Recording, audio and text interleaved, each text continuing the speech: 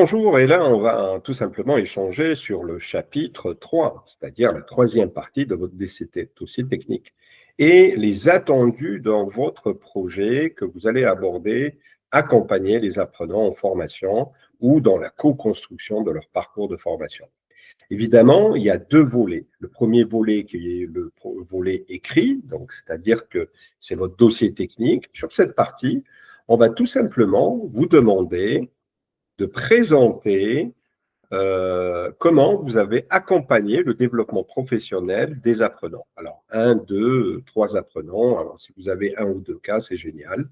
Le candidat doit présenter le contexte général de l'action de formation décrite. Ça veut dire que pareil, on va contextualiser. S'il y a un lien entre le chapitre 2 et le chapitre 3, tant mieux. Vous allez encore pas trop contextualiser, mais s'il n'y a pas de lien, vous devez quand même poser le cadre de votre accompagnement individuel.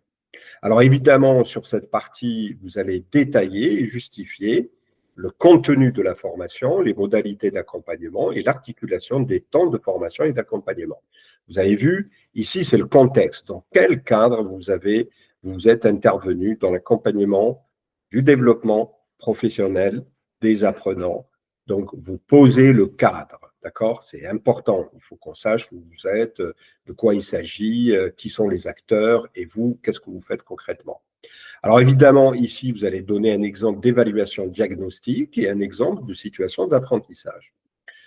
Évaluation diagnostique, rappelez-vous, on en a parlé et on va encore en parler. Donc, l'auto-positionnement que vous allez réaliser, et bien évidemment, et un exemple d'une situation d'apprentissage que vous avez réalisée avec un apprenant. Donc, évidemment, justifier les modalités et les outils choisis dans l'accompagnement à la recherche d'emploi. Alors, moi, je vous conseille d'aller vers un accompagnement professionnel éventuellement ou un accompagnement d'apprentissage, de développement des compétences en cours de formation.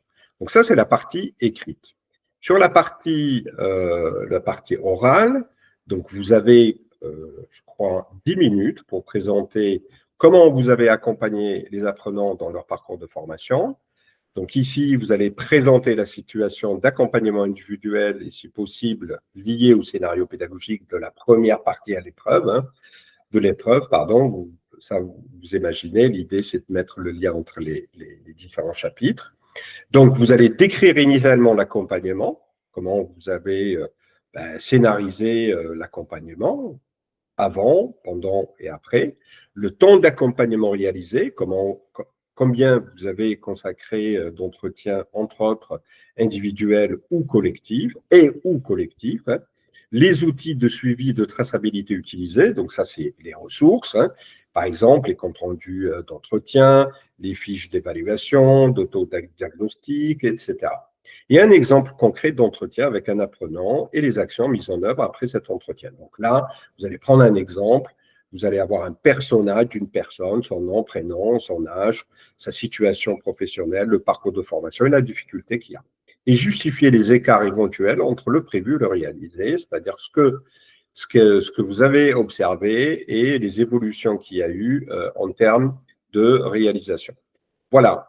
Sachez qu'on va reprendre cette partie ensemble et vous allez avoir un sommaire concernant votre dossier technique.